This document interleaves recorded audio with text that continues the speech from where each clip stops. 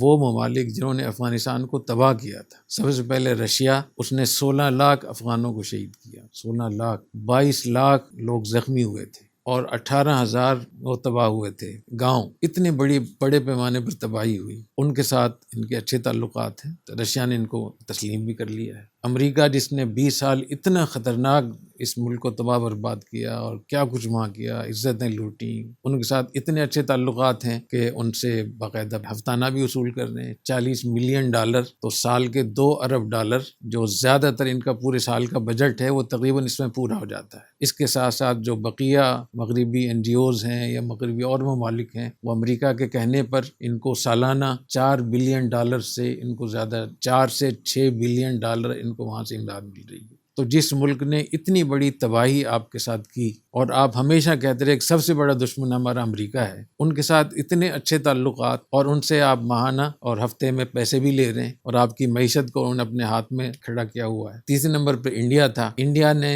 روس کے خلاف جو جہاد ہوا تھا اس میں روس کو سپورٹ کیا انہوں نے 14 سال، پھر 3 سال 4 سال شمالی اتحاد کو سپورٹ کیا افغانستان کے مقابلے میں، اور پھر 7 سال ملا صاحب کی حکومت تھی، اس میں بھی وہ ملا صاحب کے مقابلے میں رہے جو انڈین تھے، اور 20 سال وہ نیٹو اور امریکہ کے ساتھ رہے۔ ان کے ساتھ اتنے اچھے تعلقات، اتنا ان کا آنا جانا، اور پاکستان جو ان کا اتنا بڑا محسن تھا، اتنا بڑا ان کا اچھے تعلقات تھے، اور آج پاکستان میں کہاں کھڑا ہے۔